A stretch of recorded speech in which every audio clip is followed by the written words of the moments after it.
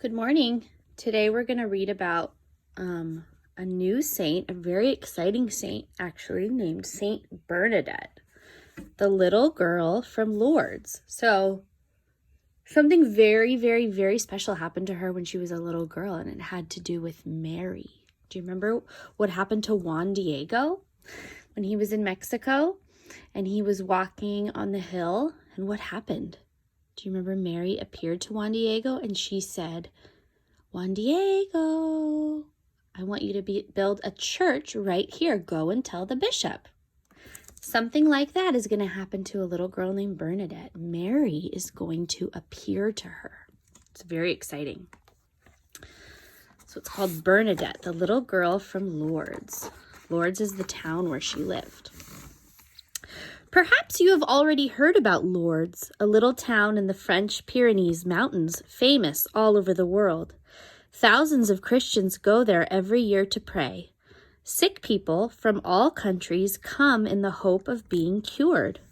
And yet, 150 years ago, Lourdes was a very little village, and Bernadette, the one who started it all, was just a very simple girl of 14. This is her story. So she was 14 years old. It all began one Thursday in February. It was freezing cold that day, and Bernadette's mother was finding it hard to keep the house warm, even though it only had one room. "There's no wood left for the fireplace," she sighed. So right away, Bernadette picked up her woolen cloak and headed for the door. "I'll go, Mom. My friend Jeannie told me that I can find some firewood near the grotto, the cave by the Gave River." "You'll catch cold, Bernadette. Don't worry, I'll bundle up. I'll take Toinette, her little sister, as well. I'll ask Jeannie to come with us. It will be quicker if there's 3 of us." Bernadette's mother smiled. Bernadette was always ready to help. "All right, be careful, sweetheart." "I promise, Mom. I'll see you later." So I'm looking over here. She has a little sister playing. Look what's above the fireplace. A rosary. So they must pray to Mary together. Bernadette, her sister Toinette, and Jeannie ran over to the little river. On the other side, in front of the grotto, so the grotto's like a little cave, piles of dead branches were waiting for them. Toinette had an idea. "If we take off our wooden shoes and our socks, we can walk across on the rocks."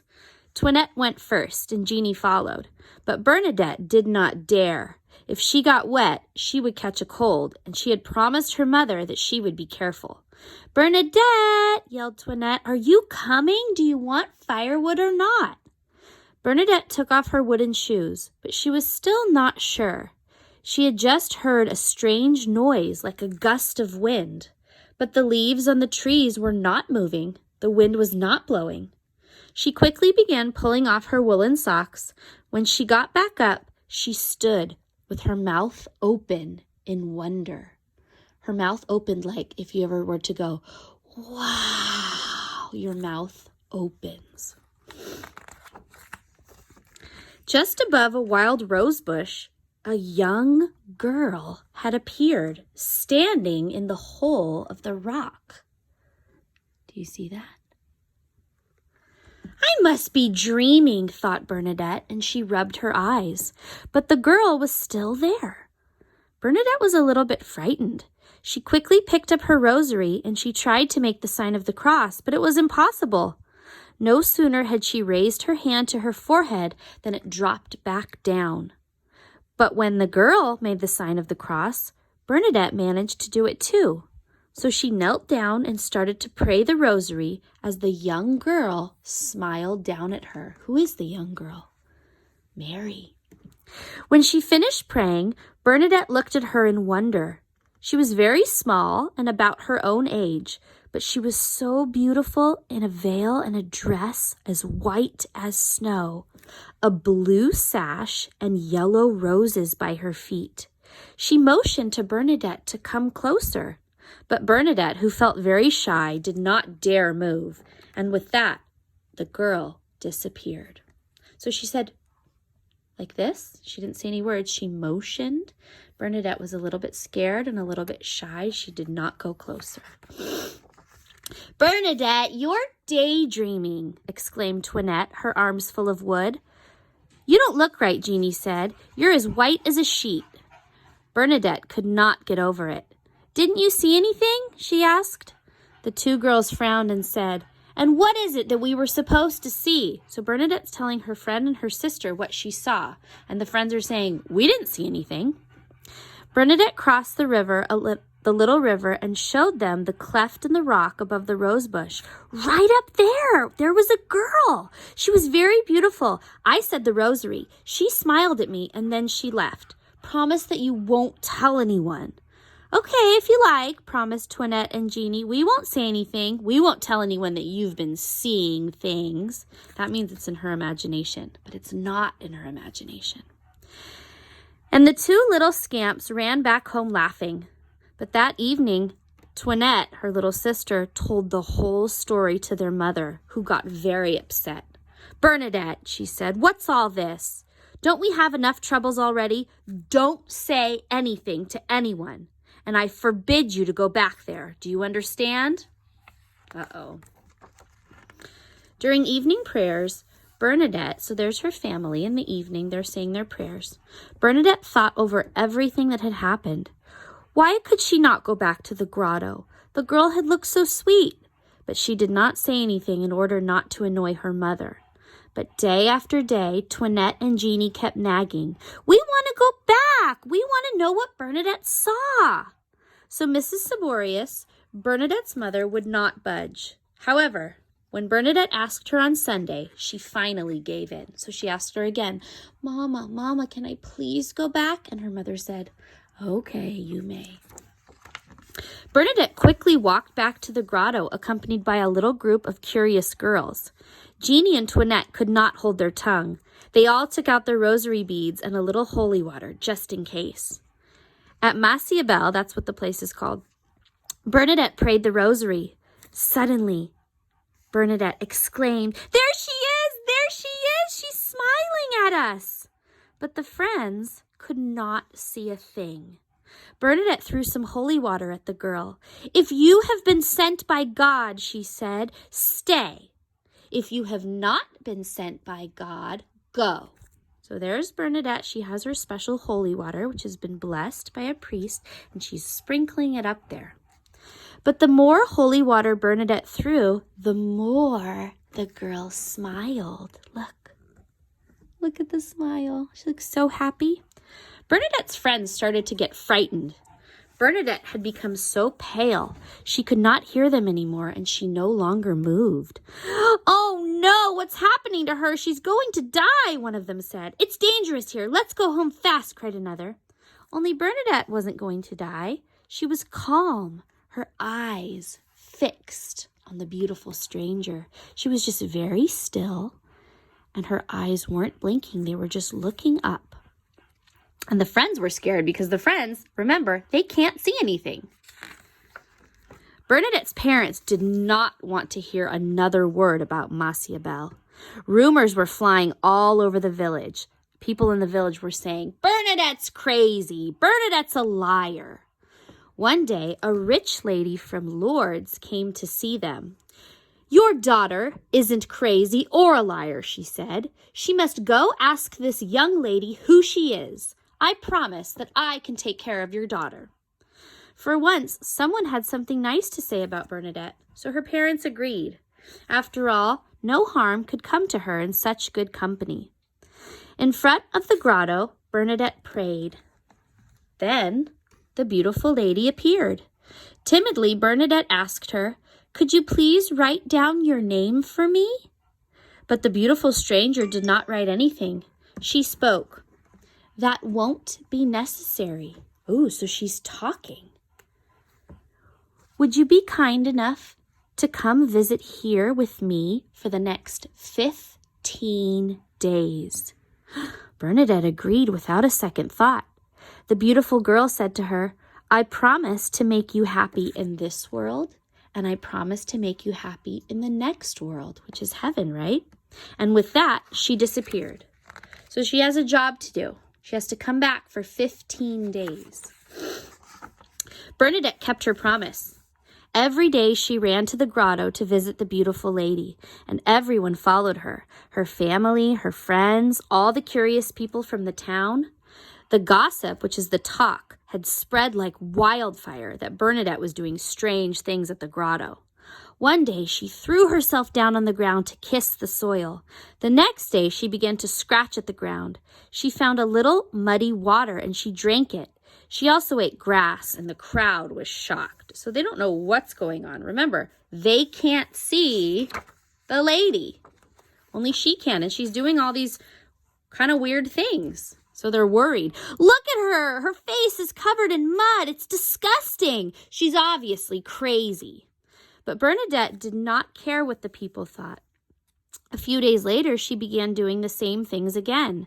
And when she was asked why, she answered calmly, "It's for sinners." But no one understood what that meant. The next Sunday after Mass, the local policeman hauled her off to the judge like a common thief. Poor Bernadette. So the policeman came and he took her to the judge. Uh-oh. As she stood before the judge, Bernadette's heart was pounding. What would he do to her? Would he treat her like a liar or a crazy person? Worse still, he looked very strict. Look how strict he looks. But the thought of the beautiful lady very quickly gave her courage again. After all, she was telling the truth, but the judge was not at all of that opinion. So the judge thinks she's making up stories. "So it's you," he said, "the little laborious girl who's claiming to have visions and getting everyone upset." Bernadette did not answer. She just stood up straight. The judge insisted, "Listen to me, my girl. This has gone on long enough. All of Lourdes is talking about nothing but you. Too many people want to go watch when you visit the grotto. One day there's going to be an accident. You must not go there anymore." Bernadette only calmly replied, "I promised the lady that I'd go there until Thursday." Remember, she had promised that she would go 15 days. At this, the judge got angry. "I don't think you understand me. I forbid you to go back there. Otherwise, I'll throw you in prison." Bernadette, tight-lipped, shook her head no. After all, the judge had no right to put her in jail. She had not done anything wrong. The next day, Bernadette went back to Maciabel. As usual, there was a big crowd waiting. The muddy puddle from which she had drunk had grown larger. Bernadette had discovered that a spring that no one had knew about was there. A spring is when there's water coming up. One woman who was expecting a baby had even walked for miles to be there. Her name was Catherine Latapié. A few years before, she had fallen off a ladder after she had climbed to gather nuts from a tree. Since then, she could no longer move her hand, so her hand was paralyzed. That means it doesn't move. As soon as Bernadette stood up after praying, Catherine put her hand into the water. It was incredible. When she took it out, she had been able to move her fingers again. That's a miracle, isn't it? She quickly went back home because she felt like she was about to have her baby. The next day, tongues were wagging. There had been a miracle at the grotto. People did not think Bernadette was a liar anymore, but Bernadette's problems were not over, because now the beautiful lady had asked her to build a chapel, which is a church, right there for her. Oh my. The next day, Bernadette went to call on Father the priest. He was a rather plump, grumpy old man, but Bernadette felt confident. If the lady wanted a chapel, he could not say no. So just like when Mary told Juan Diego she wanted a church there, Mary is telling Bernadette she wants a chapel there. "Father Reverend, the lady wants a chapel built for her and for everyone to go there in a procession." So a procession is like a big line, kind of like a parade. "A chapel, a procession, and then what?" thundered the old man. "Why should I do anything for this lady who I don't even know? Ask her first to tell us her name and make the wild rosebush blossom in front of the grotto. Then we'll see." So he's saying, tell her to give us her her name and tell her that she needs to make the wild rose bush blossom. Father was stubborn. He wanted proof that Bernadette was not just making up stories. So she asked the beautiful lady to tell her her name and make the wild rosebush bloom. She did that for 3 days. Tell us your name and make the wild rosebush bloom. Tell us your name and make the wild rosebush bloom. Tell us your name and make the wild rosebush bloom. But the beautiful lady merely gave Bernadette her most radiant smile. She just smiled. Bernadette stopped going to the grotto for 20 days. But she did not feel the beautiful lady was calling her. But one morning she understood that she had to go back. As soon as the lady appeared, Bernadette asked her the same question. "Can you tell me your name, please?" And this time, the lady answered. She spread out her hands toward the ground, as though in prayer, and said, in their local language, "I am the Immaculate Conception." Bernadette ran to Father's house, repeating the words all the way so she would not forget them, because those are big words. I am the Immaculate Conception. Can you say it with me? I am the Immaculate Conception. I am the Immaculate Conception. Bernadette did not understand what she meant. As soon as the priest opened the door, she shouted the words, "I am the Immaculate Conception." Angrily, the priest said, "What is that, the Immaculate Conception? Do you even know what that means?" "I don't, but it's what the lady told me." Father was speechless. How could Bernadette, who did not even know how to read, who hardly ever had been to religion class, could know this name that the church had given to the Virgin Mary a few years before? So this is a name for Mary. Do you remember when we celebrated the Feast of the Immaculate Conception? It was when Mary was put into her mama's tummy completely pure and sinless, because she had to be that way in order to give birth to Jesus, right? Let's see. The priest was astounded, and he began to believe that this lady was the Blessed Virgin Mary. But he did not say anything yet to Bernadette, who insisted before she left, and she still wants her chapel. Hundreds of people waited for Bernadette every day in front of the grotto. Everyone was talking about it.